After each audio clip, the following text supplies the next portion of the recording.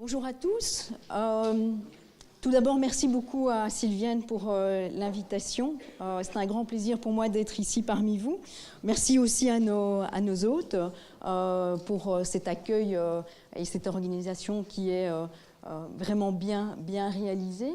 Et aujourd'hui, en réalité, je vais vous parler de la diversité, mais aussi au niveau de l'actualité, c'est-à-dire avec un lien avec notre décret, le décret qu'on applique déjà depuis quelques années. Et donc, on va un peu regarder quel est le parcours des étudiants à l'université en fonction aussi de ce grand bouleversement qui est arrivé il y a quelques années, le décret paysage. Alors, les questions qu'on va aborder sont des questions évidemment qui sont relativement complexes, avec lesquelles il faut faire attention en termes d'interprétation. Je suis professeur de statistique en fait, donc c'est généralement les statisticiens qui sont les plus prudents avec les chiffres.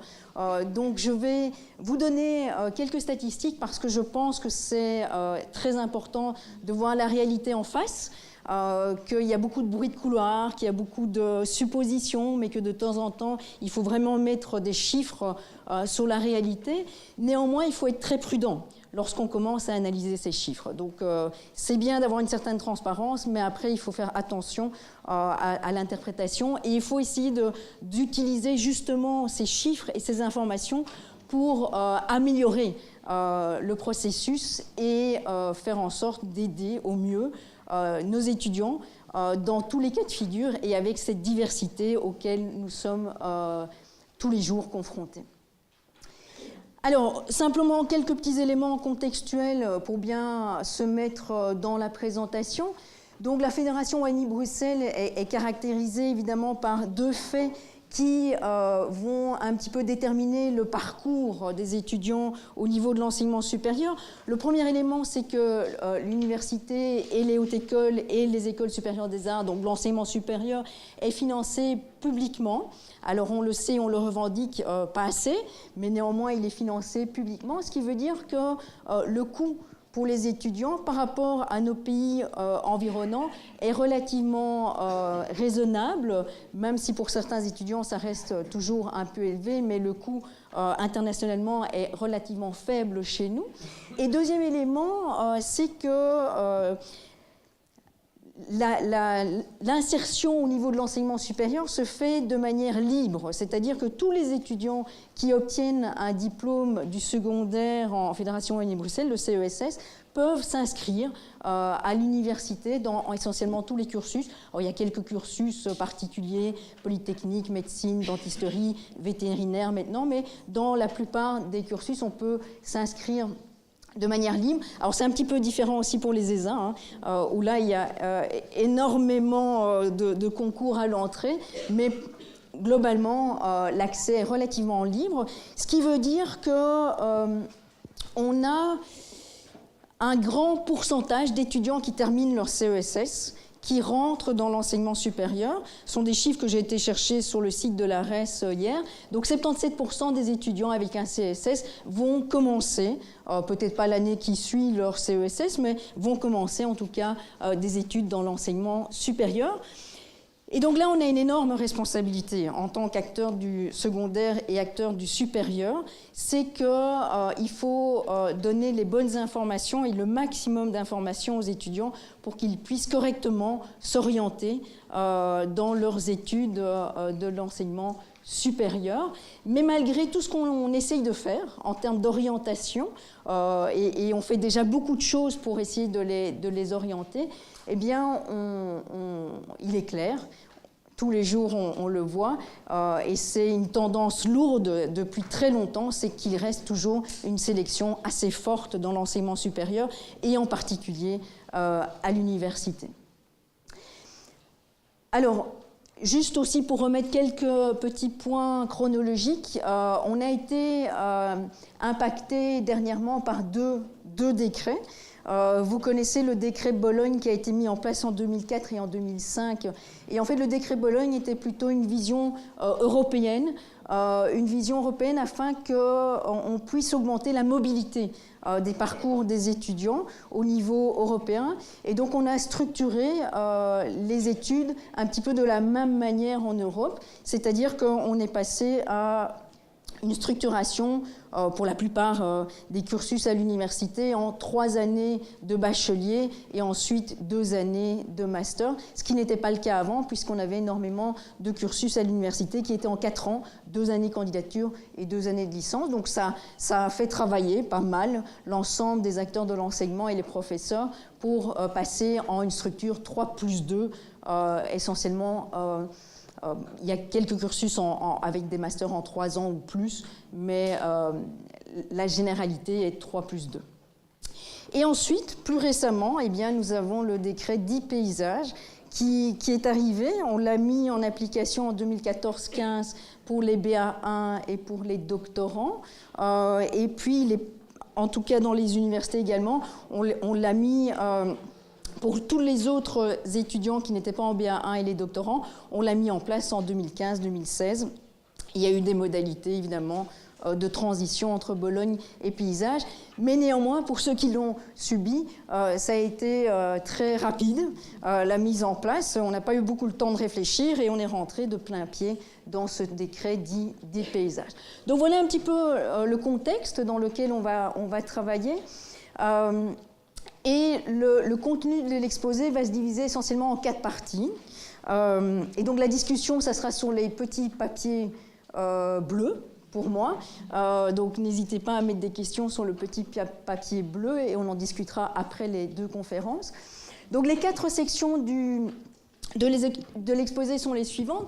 Donc on va commencer par revoir quelques principes que vous connaissez, hein, mais voilà, pour remettre la structure, quelques principes du décret paysage, et on va un petit peu discuter de la notion de réussite aussi, qui est devenue beaucoup plus complexe maintenant qu'on est dans le décret paysage. Ensuite, on va regarder la diversité de profils des étudiants.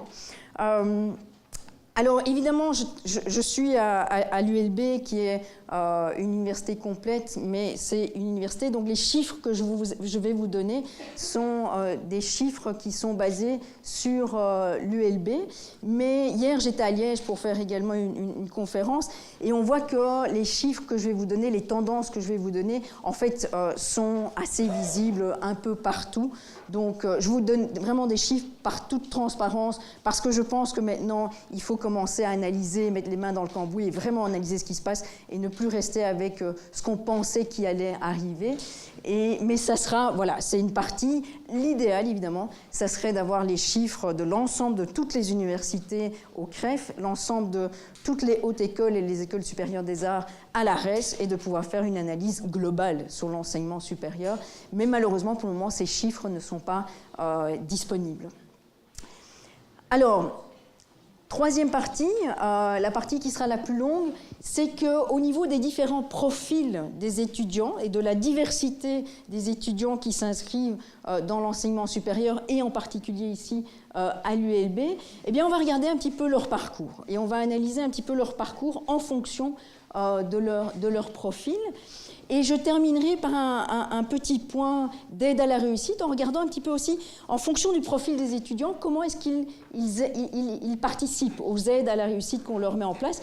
Et je le fais évidemment parce que comme ça, la transition vers le deuxième orateur sera assez parfaite et il y aura donc un grand débat après par rapport aux aides à la réussite. Donc voilà un petit peu le plan de la présentation. Alors au niveau du décret paysage, vous le savez, mais enfin on va y revenir, le grand chamboulement du décret paysage, c'est qu'on est passé d'un système d'années d'études qu'il fallait réussir pour progresser dans le parcours étudiant. On est passé de système d'années d'études à un système d'accumulation de crédit. Système d'accumulation de crédit qui existe par ailleurs dans pas mal de pays européens. En Allemagne, on utilise ce système, en Italie, en Flandre. On utilisait déjà ce système depuis quelques années. Et donc, l'idée du décret paysage, c'était effectivement de pouvoir un petit peu plus individualiser le parcours et de rendre un peu plus flexible aussi le parcours en fonction des différents profils des étudiants. Donc l'idée, c'était que tout étudiant qui arrive en bachelier, qui s'inscrit pour la première fois dans l'enseignement supérieur, eh bien, reçoit un bloc commun de 60 crédits. 60 crédits, c'est la charge annuelle pour un étudiant. C'est ce qu'on va appeler le bloc 1, c'est la dénomination décrétale, bloc. Donc c'est le bloc 1, les 60 crédits de la première année. Et ensuite, en fonction de la réussite de certaines unités d'enseignement du bloc 1, eh bien, l'étudiant va pouvoir progresser. Globalement, s'il atteint 45 crédits de réussite du bloc 1, eh bien, le décret nous dit qu'il peut poursuivre et ainsi continuer à essayer de réussir les unités d'enseignement du bloc 1 qu'il avait échoué, mais il va pouvoir aller chercher des unités aussi d'enseignement du bloc 2, qui sont les cours de notre ancienne BA2, la deuxième année. Donc, en règle générale, l'étudiant chaque année s'inscrira à 60 crédits. On lui proposera un programme, c'est ce qu'on appelle les PAE, un programme annuel étudiant de 60 crédits en fonction de son parcours précédent et en fonction des prérequis qui sont nécessaires pour avancer dans l'enseignement supérieur. Alors, évidemment, ce n'est pas simple.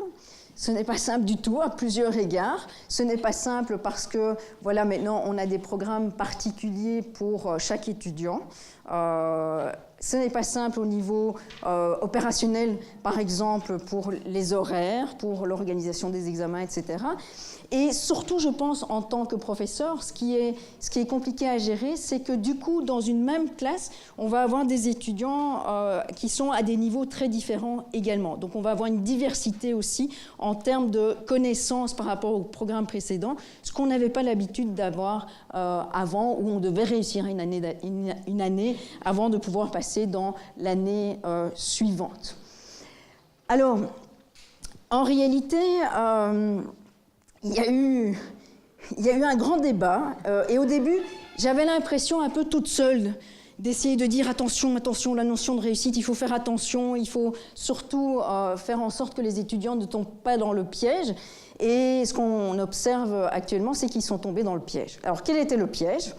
Le piège, c'est qu'on dit que dès qu'ils ont acquis 45 crédits, ils peuvent progresser. OK. Alors, c'était un filet de sécurité. A priori, le décret avait mis ça en place comme un filet de sécurité, c'est-à-dire que si on avait un petit couac en première année, eh bien, c'est pas grave, on n'allait pas perdre une année, on allait pouvoir quand même progresser. Et ce filet de sécurité, en association avec cette notion de réussite qui est devenue compliquée à comprendre, eh bien, ce filet de sécurité est devenu la norme dans la tête des étudiants.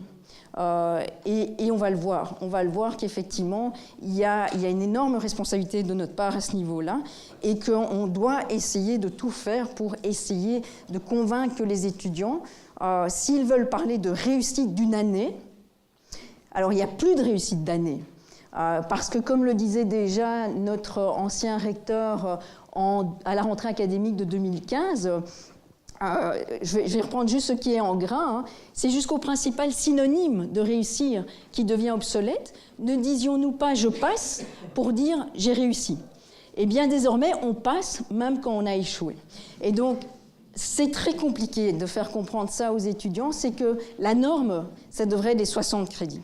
Et que les 45 crédits, ce n'est qu'une sécurité pour eux, et pas l'inverse. Et pas que la norme devient les 45 crédits. Alors, je remercie énormément Sylviane de m'avoir donné cette vidéo. Donc, en réalité, cette vidéo, vous pouvez déjà la trouver, j'ai regardé ce matin, sur le site du pôle. Et en réalité, on a posé la question aux étudiants du secondaire, aux étudiants du supérieur, aux professeurs de secondaire, aux professeurs du supérieur. On a posé la question pour eux, qu'est-ce que voulait dire la notion de réussite ? Et donc, on va écouter. Il y aura beaucoup d'enseignements avec cette vidéo et on poursuivra après la vidéo.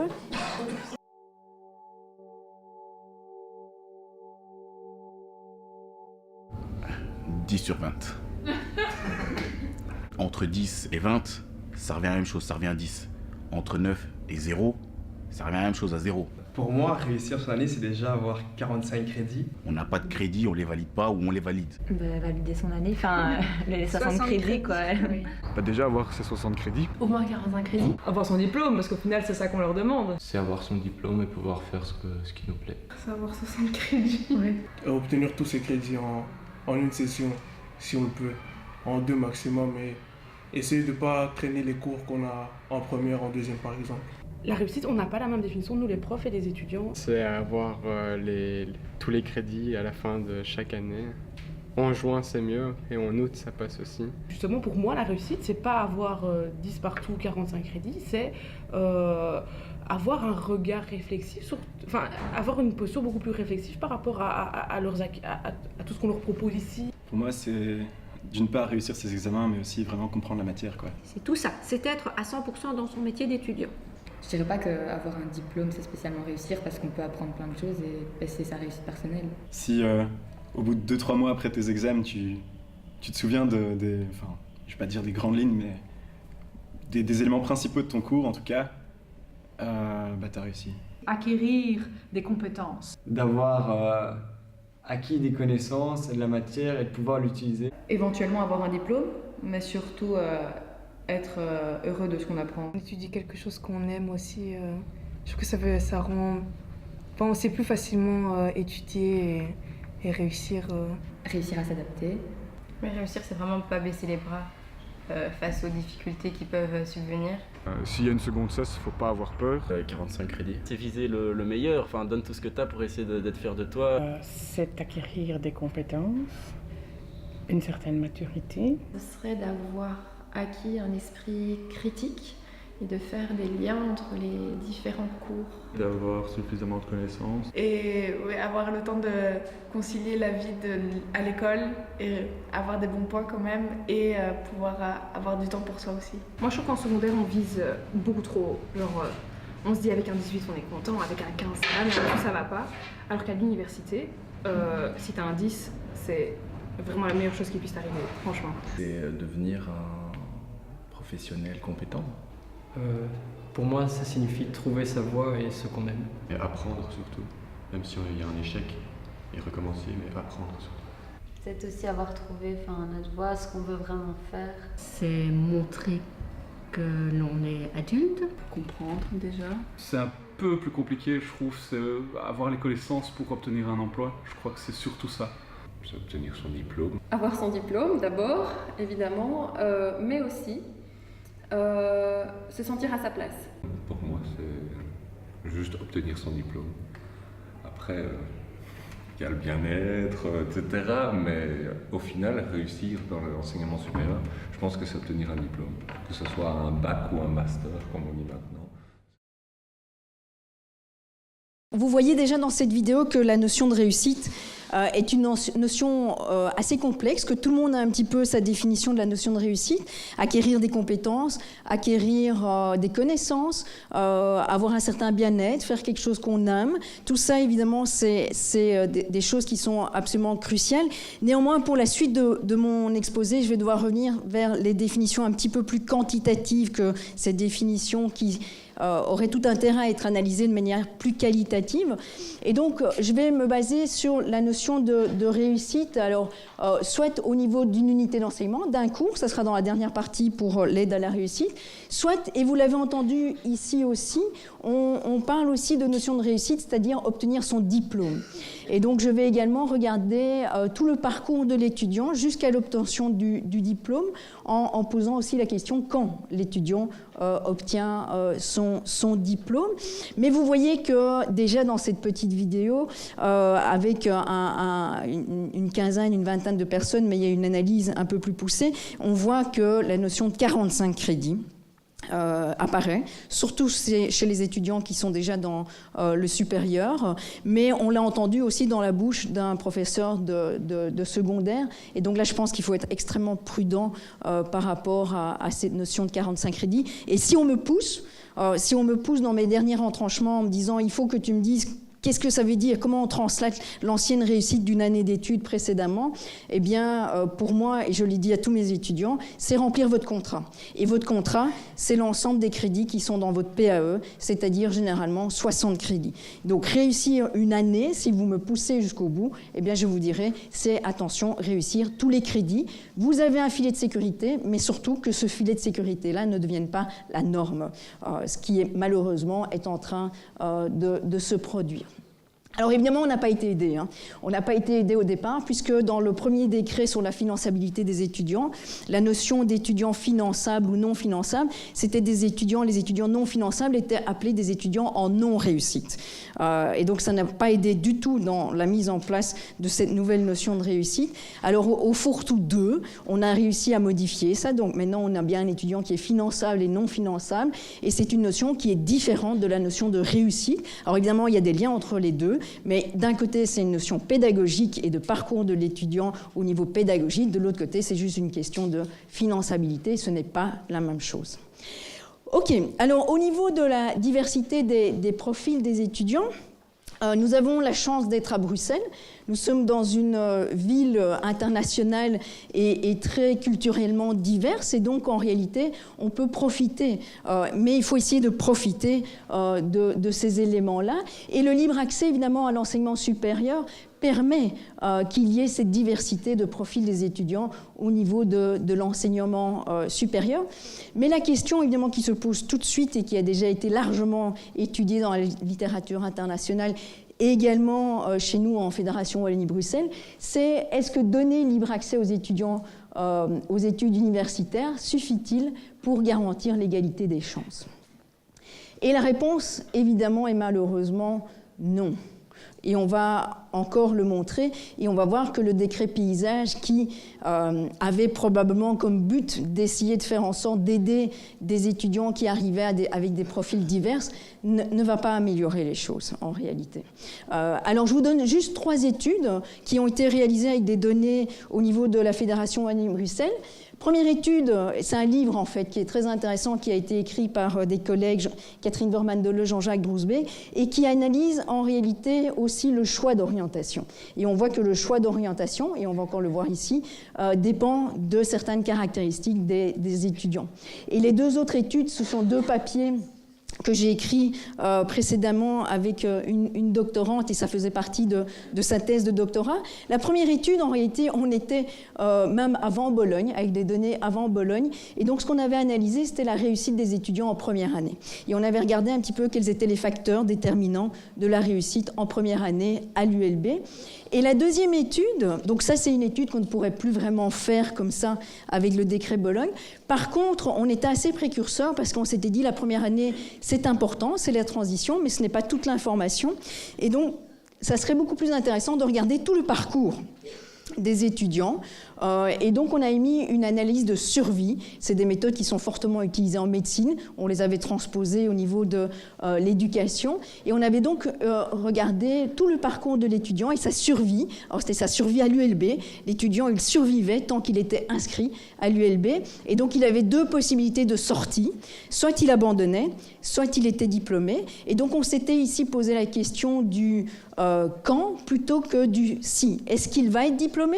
Oui, c'est important, mais surtout quand est-ce qu'il va être diplômé? Est-ce qu'il va abandonner ou pas? Et s'il abandonne, quand est-ce qu'il va abandonner? Et on avait regardé aussi quels étaient les facteurs déterminants de la réussite.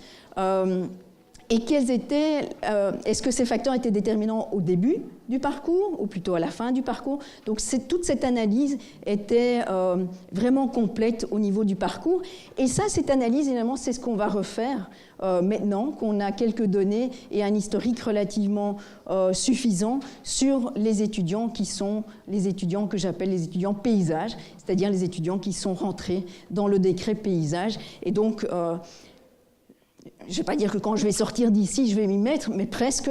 Donc on va réaliser ces nouvelles études maintenant sous paysage. Alors actuellement, je n'ai pas encore eu le temps de faire ces études, donc je vais juste vous donner quelques statistiques descriptives de ce qui se passe au niveau du profil des étudiants et des parcours des étudiants. Mais comme je vous ai dit, faites bien attention, avec les statistiques descriptives, il faut être très très prudent en termes d'interprétation. Alors, première question, quelle est la diversité des étudiants inscrits à l'ULB? On a une très belle diversité puisque nous sommes effectivement à Bruxelles, université internationale, université très diverse. Et donc, ce que j'ai fait, c'est ici, vous avez la première génération, la première cohorte paysage. Donc ce sont les premiers étudiants qui se sont inscrits, qui sont rentrés dans l'enseignement supérieur la première année où on a mis en place le décret paysage. Donc c'est la cohorte de première génération, les étudiants qui n'ont pas fait de l'enseignement supérieur précédemment, pour pouvoir toujours comparer les choses. On avait 3050 étudiants, mais j'ai exclu un certain nombre d'étudiants. J'ai exclu les étudiants en médecine et en dentisterie parce que vous savez qu'il s'est passé beaucoup de choses dans ces cursus-là, et donc je ne voulais pas avoir des problèmes à ce niveau-là. J'ai exclu aussi les étudiants qui étaient en allègement, donc qui n'avaient pas 60 crédits, le bloc 1, pour être certain, et j'ai exclu aussi les étudiants, ça c'est purement administratif, hein, mais qui étaient désinscrits pour non-paiement, c'est-à-dire qui n'ont pas pu présenter leur examen. Alors, il me reste donc 3050 étudiants, et j'ai regardé toute une série de caractéristiques au niveau des étudiants. Donc, vous voyez par exemple qu'on est un petit peu plus féminin à l'ULB, 51% de femmes. Vous voyez également qu'on a beaucoup d'étudiants boursiers. On a presque 30% d'étudiants boursiers, c'est-à-dire des étudiants qui financièrement ont certaines difficultés. On a également une grande diversité au niveau du type de CESS qu'ils ont acquis avant d'entrer à l'université. Alors en majorité, 2/3 viennent avec un CESS général, qui est effectivement le parcours normal et prédit pour aller à l'université. Mais on a également un certain pourcentage d'étudiants, une dizaine de pourcents d'étudiants, qui viennent avec des CESS de qualification, techniques de transition et professionnelles. On a quelques étudiants, pas beaucoup, qui n'ont pas obtenu leur CESS, mais qui ont fait l'examen d'admission pour pouvoir avoir accès à l'enseignement supérieur. Et évidemment, on est très international, même pour les bacheliers. On l'est encore plus pour les masters. Mais donc, on a 21% d'étudiants qui ont acquis leur diplôme de secondaire, mais en dehors de la Fédération Wallonie-Bruxelles. Donc, assez de diversité à ce niveau-là. On a également une grande diversité en termes des écoles secondaires.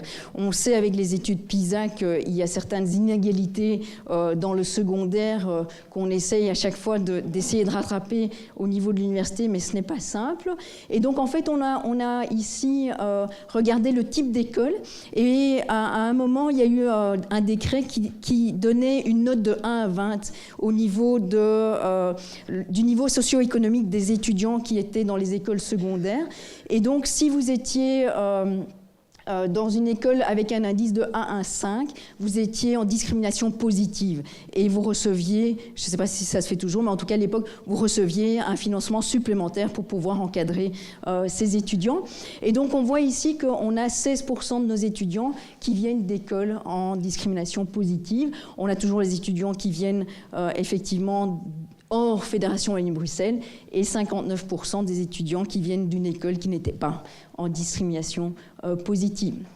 Alors on a aussi beaucoup d'étudiants qui arrivent en ayant déjà redoublé dans le secondaire. Et ici, j'ai bien fait la distinction entre redoublé et année sabbatique. Ici, c'est vraiment ceux qui ont redoublé dans le secondaire, ce n'est pas ceux qui ont pris une année sabbatique. Je ne vous ai pas mis les chiffres pour les années sabbatiques, mais ce que j'ai vu dans la petite analyse descriptive, c'est que prendre une année sabbatique n'était pas négatif par rapport à la poursuite du cursus. Par contre, on verra qu'avoir déjà redoublé dans le secondaire est un poids pour la suite du cursus dans l'enseignement universitaire. Et puis, 2 caractéristiques par rapport au programme et au parcours dans le secondaire. J'ai pris maths fortes et latin parce que dans toutes les études internationales, on voit que ce sont 2 matières qui ont un impact sur la réussite, justement. Et donc, on a 27% de nos étudiants qui arrivent chez nous avec, dans leur cursus de secondaire, 6 heures de maths ou plus. Et on a encore 18% des étudiants qui arrivent en ayant fait le latin dans leurs études supérieures. Alors, ce qui est très intéressant ici au niveau de la diversité, c'est que cette diversité de profils, elle est évidemment globale au niveau de l'université, mais elle va s'atténuer ou se concentrer dans certains cursus.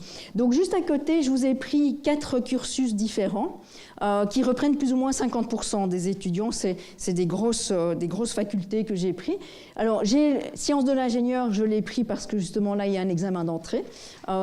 J'ai pris ingénieur de gestion et sciences économiques parce qu'il m'intéresse énormément, étant présidente de ces 2 cursus au niveau des bacheliers, présidente du jury. Et puis j'ai pris un cursus encore plus sciences humaines, qui est le cursus en sciences juridiques.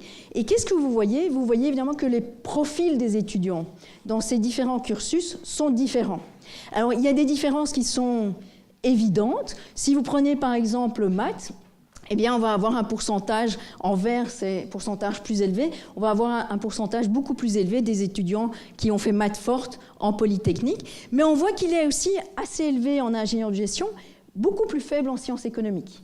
Okay, donc, quand moi, en tant que présidente, je regarde ingénieur gestion et sciences éco, je dois faire attention à la composition de mes auditoires, évidemment, dans les 2 cursus. On voit évidemment que pour le latin, on retrouve un pourcentage plus élevé au niveau des sciences juridiques. Au niveau des boursiers, des étudiants qui sont plutôt en difficulté économique, on voit en réalité qu'en sciences de l'ingénieur, où on allait se dire que ça va être une catastrophe puisqu'il y a un examen d'entrée, on est un peu plus bas, mais on est à 26%. Donc on n'est pas si inférieur à la moyenne sur l'université. Par contre, en ingénieur gestion, là, on chute quand même un petit peu. Est-ce que c'est une question d'image? Peut-être, je ne sais pas. Et vous avez des pourcentages beaucoup plus élevés en sciences économiques et en sciences juridiques.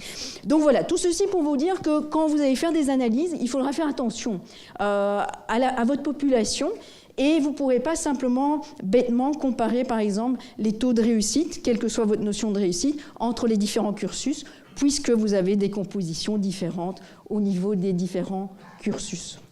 Alors maintenant, on va voir un petit peu l'impact de ces diversités sur le parcours des étudiants. Alors, comme je vous ai dit, et je vais encore vous le redire, il faut être très prudent au niveau des interprétations, surtout si je veux comparer, et c'est mon but ultime, mais je ne pourrais pas le faire encore vraiment scientifiquement, de manière tout à fait sûre avec ces données. Il faudra que je modélise avec des modèles de survie les étudiants Bologne et paysage dans un même modèle pour pouvoir vraiment comparer paysage à Bologne. Donc soyons prudents par rapport aux interprétations. Et ce que je vais faire, c'est regarder un petit peu cette diversité. Au niveau des choix d'études, c'est ce qu'on a un peu déjà fait précédemment. Et maintenant, au niveau de la première année, l'issue de la première année, au niveau de l'abandon et au niveau de la diplomation. Très bien. Alors, commençons par la première année. Vous savez que, et déjà ce que je fais ici, vous donner des chiffres comme ça, c'est terrible, hein. C'est pas du tout dans notre manière de travailler, mais je pense qu'on est arrivé à un point où il fallait vraiment mettre les gens et tout le monde, les autorités, les politiques, les étudiants, face à quelques informations par rapport à ce qui se passe réellement. Alors la seule chose que je n'ai pas fait, c'est vous donner les taux de réussite. Alors pour moi, si on regarde la première année, les taux de réussite, c'est réussir les 60 crédits. Donc vous avez ici la population totale, hein, et puis ici vous allez avoir ceux qui ont acquis les 60 crédits, mais je vais comparer par rapport à une référence que je ne vous donne pas. Okay, comme ça, vous n'avez pas les taux de réussite et on ne peut pas commencer à faire du marketing entre universités pour dire oui, on réussit mieux là ou là. Non, il n'y a pas, c'est une référence. Et puis, par contre, je vous ai donné ici les taux, les pourcentages d'étudiants qui n'avaient pas acquis 60 crédits, mais qui avaient acquis 45 crédits.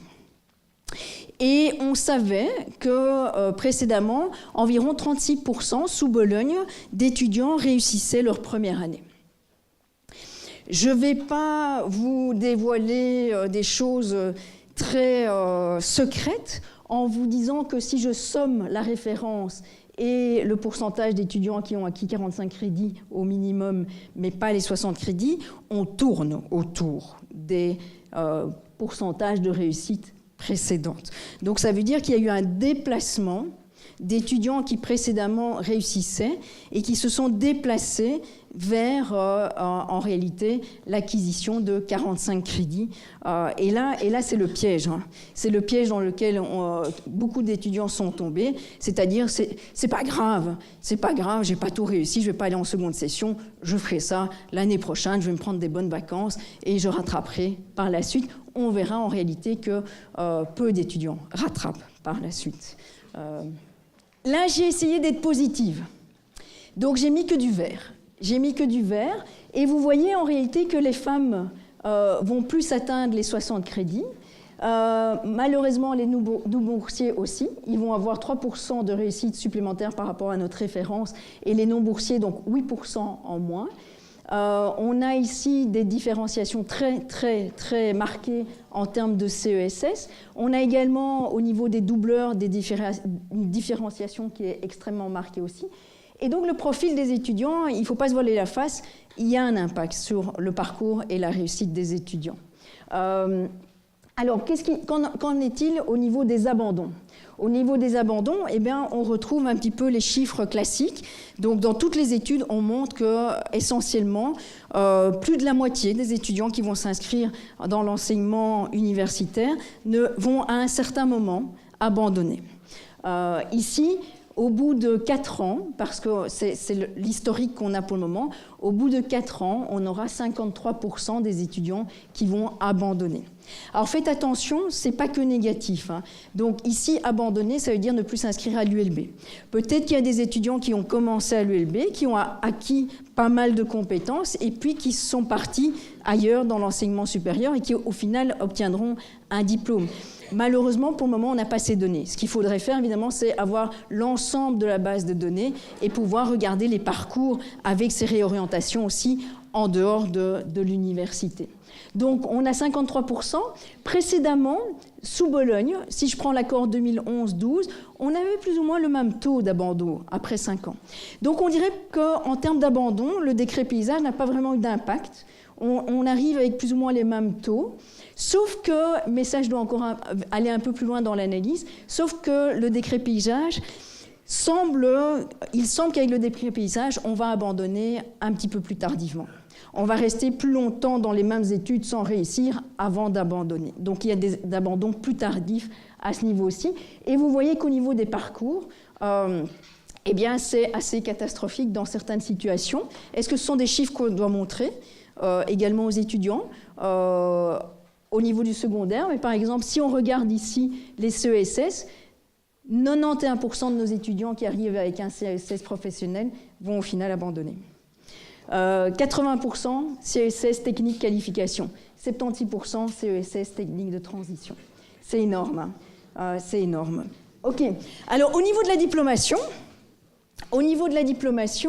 eh bien, on voit qu'après 2 années, c'est l'historique qu'on a, après 2 années, on a regardé les étudiants qui étaient diplômés à l'heure et les étudiants qui étaient diplômés avec une année supplémentaire.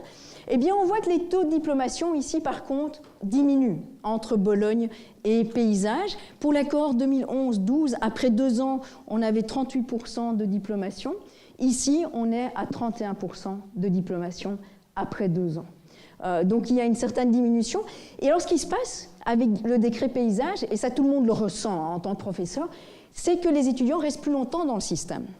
Donc en 2011, après 5 ans, il ne me restait dans le parcours que 7,8%. C'était des étudiants qui n'avaient pas encore abandonné et qui n'étaient pas encore diplômés. Moi, ici, après 5 ans avec la première cohorte paysage, il m'en reste 16%. Ce qui veut dire qu'on a beaucoup plus d'étudiants qui restent dans le cursus et on a des abandons plus tardifs et des diplomations probablement. J'espère que dans les 16%, on va encore avoir pas mal de diplômés plus tardives. Et vous voyez également, je vous laisse par vous-même regarder ce qui vous intéresse, vous voyez également que les profils des étudiants sont très, très impactés par cette diplomation. Donc voilà, au niveau des conclusions, je ne vais pas y revenir parce qu'il ne me reste pas beaucoup de temps. Donc, c'est un peu ce qu'on a dit. Attention quand même au piège des 45 crédits, parce que ça, je ne vous l'ai pas dit, mais dans les étudiants qui avaient réussi 45 crédits, il y en a 403 pour la première génération paysage, il n'y en a que 23% qui, au final, vont rattraper les résidus du bloc 1 et être diplômés à l'heure. Donc c'est vraiment un piège pour eux. Il faut vraiment leur pousser, et le message, ça doit être, il faut réussir les 60 crédits, parce que sinon, 45 crédits, la plupart vont avoir une année d'études supplémentaire. Très bien. Alors, au niveau... je ne vais pas vous donner ceci, mais c'était juste pour dire que c'est un message un peu négatif, là, mais il y a d'autres études qui montrent qu'on peut contrebalancer ça par quoi? Le travail. Donc, si les étudiants travaillent, et on a fait une autre analyse là-dessus, eh bien, lorsque les étudiants travaillent de manière régulière et de manière suffisante, eh bien, les facteurs socio-économiques et le parcours antérieur va diminuer, ces facteurs-là vont diminuer, et c'est le travail qui va dominer en termes de réussite. Donc, il n'y a pas de déterminisme. Le problème, c'est que souvent, les étudiants qui ont un profil un peu fragilisé n'ont pas l'habitude de travailler. Et donc, souvent, quand on regarde ceux qui travaillent, eh bien, ceux qui travaillent souvent viennent de maths fortes, de latin, ont des parents avec des parents qui ont fait le supérieur, etc. Donc, c'est à ce niveau-là qu'il faut travailler. Il n'y a pas de déterminisme, mais il faut faire en sorte que les étudiants comprennent que tout le monde ne doit pas faire l'université, tout le monde ne va pas réussir à l'université, tout le monde peut réussir à l'université, mais il faut travailler. Et juste 3 heures avant l'examen, ça ne sera pas suffisant. Donc ça, c'est un message qu'il faut vraiment passer. Alors au niveau, en 5 minutes, en 3 minutes, une petite expérience qu'on a mis en place avec mes étudiants. J'ai un cours de statistique première année avec les sciences économiques. Sciences économiques, vous avez vu, très diverses. Première année, ils sont 800, 600, 700, donc une grande population. Et c'est au premier quadrimestre. Donc, ils sortent vraiment du secondaire. Et donc, on a mis en place, en fait, des aides à la réussite via notre système, ce qu'on appelle l'université virtuelle, donc notre plateforme de contact avec les étudiants. Et on a mis des tests d'auto-évaluation. 4 tests d'auto-évaluation, 4 chapitres, pour qu'ils puissent s'auto-évaluer avant l'examen. Alors, pour qu'ils participent, parce que le comportement des étudiants a fortement changé ces dernières années, pour qu'ils participent, on a mis une carotte. Donc, s'ils obtenaient 7 sur 10 à un test, ils obtenaient un demi-point pour l'examen de janvier, et qui n'était valable qu'en janvier, encore un incitant, pour qu'ils ne tombent pas dans le piège de l'examen en juin, mais qu'ils essayent de réussir l'examen de janvier. Et on s'est posé la question, qui sont les utilisateurs de l'aide proposée, comment les étudiants utilisent l'aide, et cette utilisation a-t-elle un impact sur la réussite? Je n'ai le temps de voir avec vous que la première question, mais ça pourra faire le passage avec la conférence suivante. Qui sont les utilisateurs de l'aide proposée? Et là aussi, malheureusement, on va voir que ceux qui en ont le plus besoin sont ceux qui ne vont pas participer à l'aide qui est proposée. Alors, ça va mettre un petit peu en perspective les résultats. Donc, j'avais 638 étudiants. J'ai eu une forte participation. 43% ont participé de manière complète, c'est-à-dire le test de prérequis et les 4 tests d'auto-évaluation, et 42% ont participé de manière partielle, donc ils n'ont pas fait tous les tests. Alors, forte participation, ils me l'ont dit après, parce qu'il y avait le bonus. S'il n'y avait pas eu le bonus, ils ne participaient pas, évidemment. Après, ils se sont rendus compte que c'était utile de participer, mais il y avait le bonus. Mais vous voyez que ce sont, à nouveau, les populations les plus fragilisées qui ne vont pas du tout participer à ces aides. Donc, alors ça, c'est un facteur qui est très clair. Les femmes, généralement, on montre souvent qu'elles réussissent mieux, mais en fait, elles travaillent plus aussi.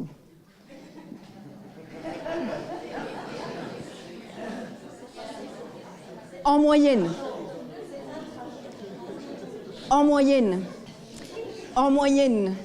Et donc, si dans un modèle, je mets juste femmes-hommes, les femmes vont mieux réussir. Si je contrôle pour le niveau de travail, il n'y aura plus de différence significative. Et là, dans les aides, c'est la même chose, en fait. Donc, j'ai les femmes qui ont beaucoup plus participé que les hommes.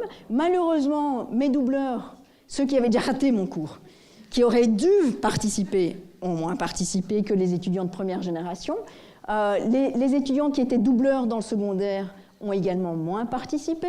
Les étudiants qui venaient du technique ou du professionnel, là, j'ai tous mis ensemble, ils ont moins participé globalement que les autres. Et les étudiants qui venaient d'écoles à discrimination positive ont moins participé globalement que les autres. Et ça, c'est très dommage, parce qu'en réalité, on a fait les tests, mais après, on a mis en place toute une série d'aides pour rattraper ces étudiants. Parce que juste faire des tests et dire « Ah, t'es mauvais, ça va pas aller », c'est pas une bonne idée. Mais les aider après, de manière particulière, ça c'est important. Sauf que eux ne se sont pas rendus compte et n'ont pas utilisé cette aide qu'on avait mis en place. Voilà, alors je ne vais pas vous parler des deux autres points. Je vais juste terminer avec cette image. Cette image était sur notre Facebook étudiant, qui s'appelle Confession, ULB Confession. Il y a tous les petits messages d'étudiants qui passent par là. C'était le 20 août 2015, donc juste après la première année du décret paysage, et on avait déjà ce type de message qui passait. Quand tu as examen demain, mais que tu as déjà validé 45 crédits, tu es à la plage avec un cocktail, et c'est bon, tu as passé comme avant. Et ça, c'est vraiment le piège de ce décret. Voilà. Merci.